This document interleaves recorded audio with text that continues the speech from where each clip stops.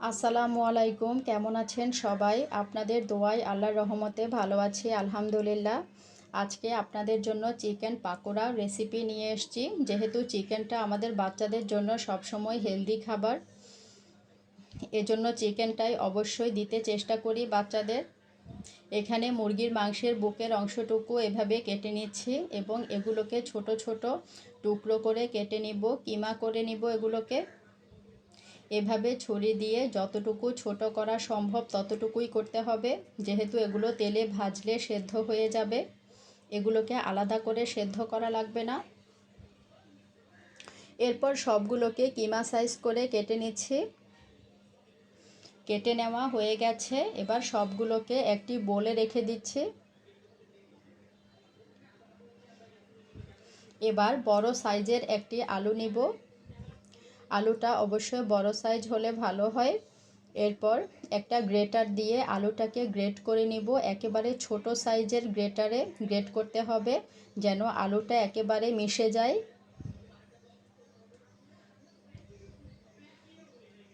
এবার গ্রেট করা প্রায় হয়ে যাচ্ছে। এরপর দেখুন, গ্রেটারের ছোট সাইজটা দিয়ে করার কারণে আলুটা ঠিক এভাবেই মিশে গেছে। এরপর এগুলোকে কিমার সাথে দিয়ে দিব।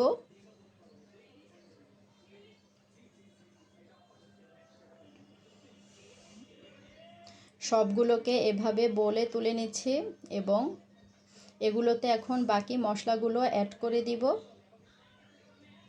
এখানে কাঁচামরিচ কুচি ৬-৭টা কাঁচামরিচকে কুচি করে নিচ্ছি এবং এখানে ঢেলে দিচ্ছি, এবং পেঁয়াজ কুচি 4টা পেঁয়াজ কুচি করছি এখানে। এরপর সবগুলোকে এখানে দিয়ে দিব। রসুন বাটা, আদা বাটা 1 চা চামচ করে দিচ্ছি, গোলমরিচ বাটা 1/2 চা চামচ দিচ্ছি। আপনারা চাইলে গোলমরিচ গুঁড়ো অ্যাড করতে পারেন। ধনেপাতা কুচি দিচ্ছি। এরপর একটি লেবুর রস,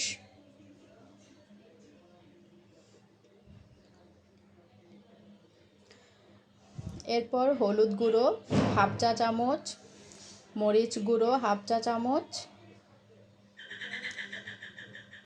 জিরা গুঁড়ো 1/2 চা চামচ, ধনিয়া গুঁড়ো 1/2 চা চামচ, লবণ 1/2 চা চামচ দিচ্ছি। পরিমাণ মতো লবণটা দিয়ে দিবেন।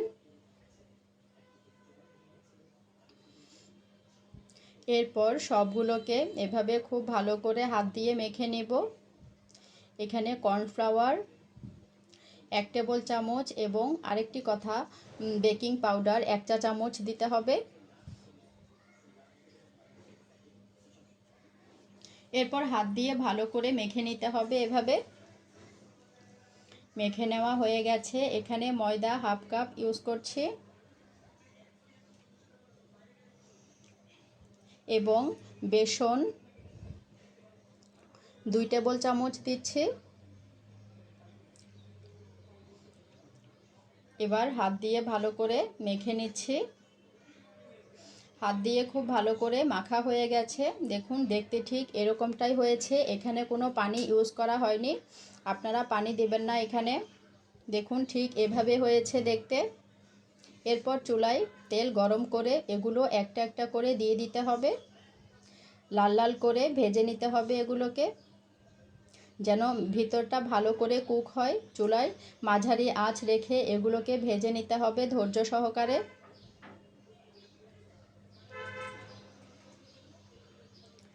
খুব ভালো করে ভাজতে হবে যেন ভেতরটা ভালো করে কুক হয়। ভাজার কাজটা অবশ্যই ধৈর্য সহকারে করতে হবে। জাল বাড়িয়ে রাখলে এখানে উপর নিচ এভাবে এপিট ওপিট লাল হয়ে যাবে, ভেতরে হবে না। তাই অবশ্যই চুলার জালটি লোতে রাখতে হবে। এভাবে এপিট ওপিট উল্টে দিচ্ছি। দেখুন, ভাজা হয়ে গেছে, কালারটা অনেকটাই লাল লাল হয়ে গেছে। এবার তেল ঝরিয়ে এগুলোকে উঠিয়ে নিতে হবে।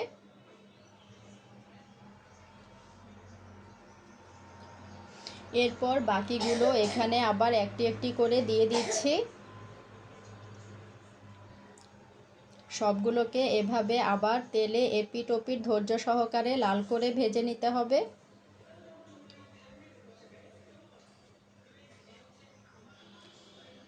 দেখুন অনেকটাই ভাজা হয়ে যাচ্ছে। এভাবে তেলটা ঝরিয়ে উঠিয়ে নিব। সবগুলোকে এভাবে ভাজা হয়ে গেছে। দেখুন চিকেন পাকোড়া রেডি হয়ে গেছে। এবার আপনারা চাইলে সসের সাথে পরিবেশন করতে পারেন বা গরম চায়ের সাথেও এটি খেতে পারেন। খেতে কিন্তু অনেক মজা হয়। আপনারা বাসায় একবার হলেও ট্রাই করতে পারেন, এটি খেতে অনেক মজা। তাই এই রেসিপিটি আপনাদের সাথে আজ শেয়ার করছি।